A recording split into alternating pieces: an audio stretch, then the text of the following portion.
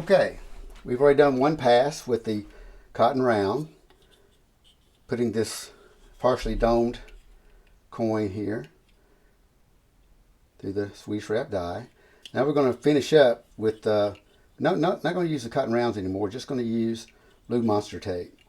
And I like to, on this side where the decal is here, advertisement here for blue monster tape. It's 1/2 inch wide, and for quarters that's a really nice size.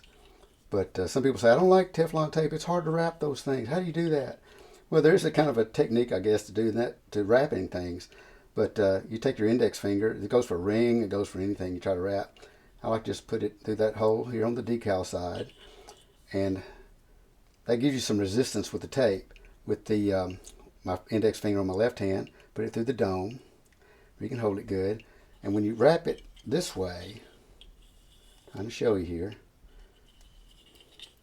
I start on that reed side, but you have some resistance to help wrap. There's 4, 5, 6. So I'm right here on the reed side first. Then I'm going to go ahead and go to the body of the dome and wrap.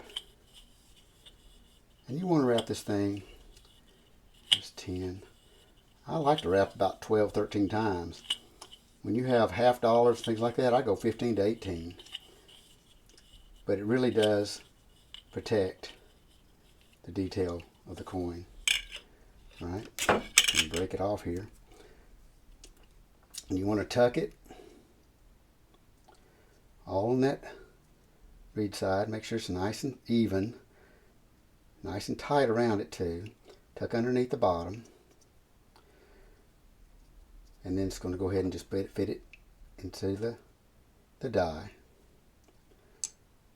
Okay. Now make sure it's level up. I'm going to go ahead and start again. This is the push rod we used that we finished with. The last time we used it with the cotton round.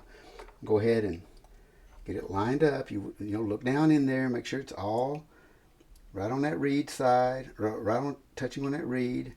It's all even all the way around. And all I'm doing here is just pushing it back to where we had it. Okay. A little cockeyed, you want to straighten it up. You can move it around. It's easy to move too with that Teflon tape.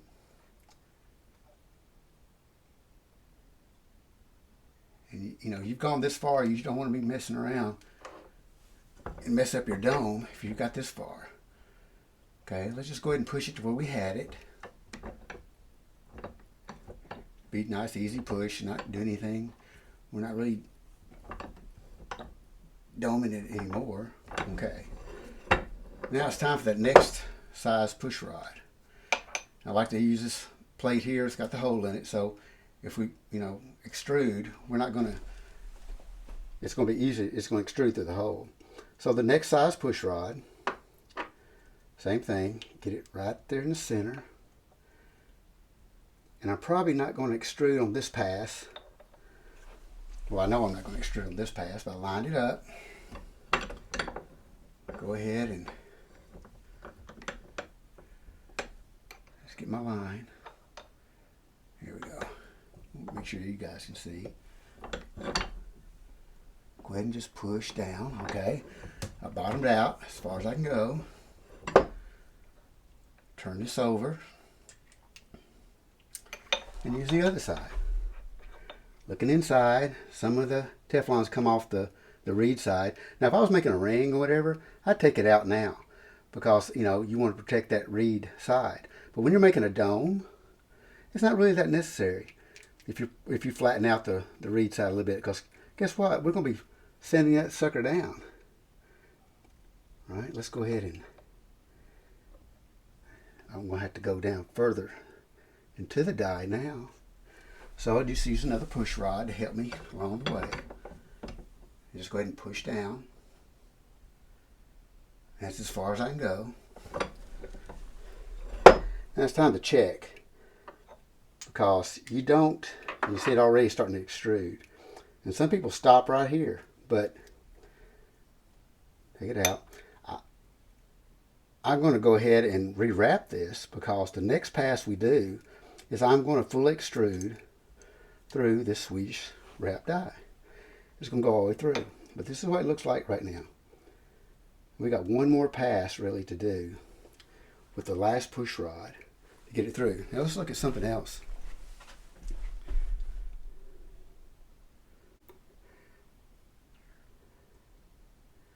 You can see the dimple now. It's still there, of course, from the push rod we used from the doming set. That's going to be my center when I drill the hole. Right there. But you can see, go over here, what the dome is looking like right now. We're just about finished. Now some people can stop right here and say, that's as far as I want to go. I'm too scared to go through. I'm not going to extrude. But that's up to you. You just have to make the skirt, fit the opening here on this dome. But, if you want a really nice looking bell, and I think people know what I'm talking about here, a nice form to it, nice shape, I guess what I'm trying to say to your bells, you need to go ahead and fully extrude. And that's what we're going to do next. Okay, we're getting ready to fully extrude through the Swedish die. And I went ahead and annealed the coin again, the dome, actually it's a dome now, and wrapped it again 14 times with blue monster tape. And we're going to take our Swedish wrap die, put the dome in. I'm going to start with the same push rod we used before, just to kind of push it to where we need it to be before we fully extrude. So I'm kind of lining things up. I've seen other videos, they actually don't do this, but I find it helps to get everything lined up. It's going to save a lot of heartache when you're doming, extruding. Okay, so let's go ahead and get it back to where we had it. I'm going to have to do, just pushed it in. Okay, no big deal there. Get it nice. Get out of frame here for a second. Get it nice and centered. Now remember, this is where we had it last. Right there. Now we're ready to go ahead and fully extrude using this push rod, the smallest one. Okay. You can see it's getting ready. I mean, it's almost there. Getting ready to have our baby. Let's go ahead and stand up now where I can kind of see better. I'll go ahead and get this centered on here. Right on that reed side. And I got to use another push rod to help extrude. I'll put this on top.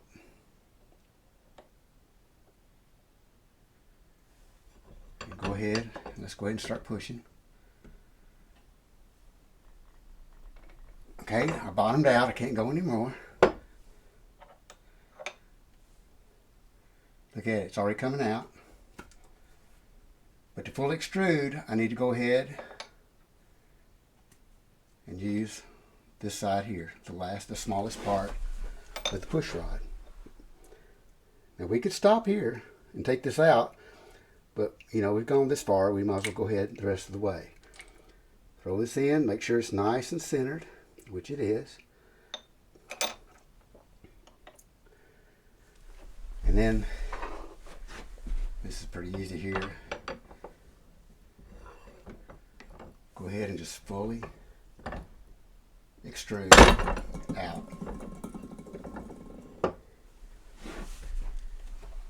There we have it. A fully extruded dome. Teflon comes right off. Now that's a nice shape to this right here. A nice shape for our dome, for our coin bell. Still frosty white also. Okay, we've done our dome. Got a few more things to do to it, and I'll show you that next.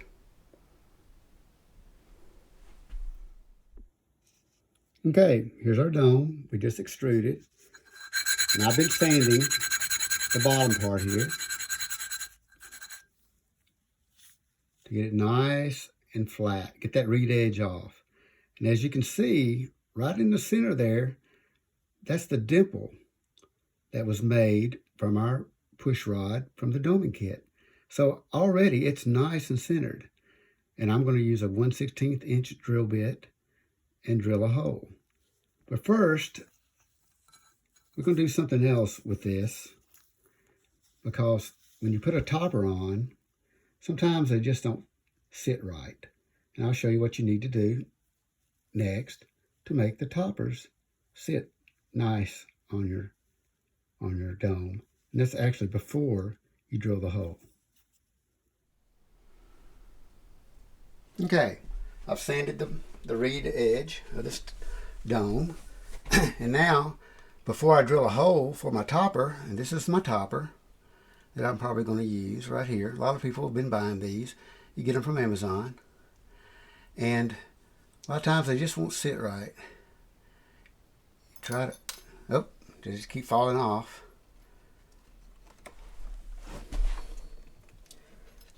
And you have to dig around for them. But it's not going to sit. It's just not going to sit right on there. And it's not going to look really good either. So all I do, you got this piece of Delrin here that I've laid it on. And you need to flatten the top. I use my arbor press. Got the ram head here. And this is it. You just put a little bit of, that's it. You flatten it. When you do it before you drill a hole. If you drill a hole first and you flatten it, you're going to have to re-drill your hole. It's going to make it oblong. It's going to make the hole oblong. So now, you lay the topper on top, and you get a sense of what it's going to be looking like. And there's a whole other process about how to make a clapper and put the topper on. And that's going to be near the end of our video. We'll get ready. We'll finish things up. But now you can look and kind of get a good idea of how it's going to be. But I like to flatten my domes before I put the toppers on.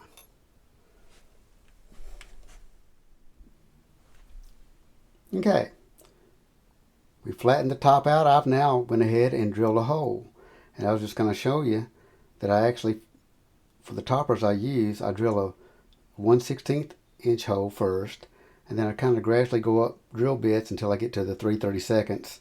And actually I've gone up as high as an 1/8. But to drill the hole for the topper. Okay?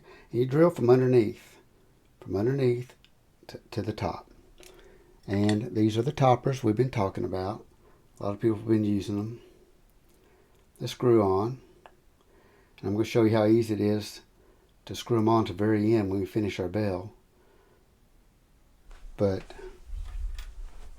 showing you here, get these from Harbor Freight. These are hex shank drill bits, 1/16 inch to start. And you don't want to start something big. Just start, with a 1/16 and gradually go up until you get the hole that you want. Okay? And then, simple enough,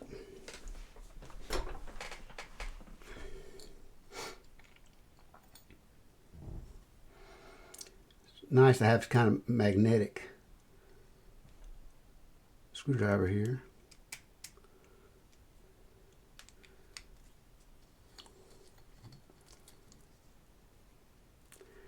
And then I might not use this color topper because when I antique it with black max at the very end, I'll probably use a little gunmetal topper. If I can get it on there. There we go. Just screws on. There we go.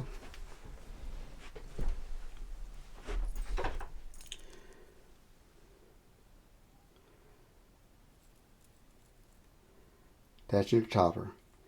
Now it's time to go ahead and make the skirt that's going to match this dome.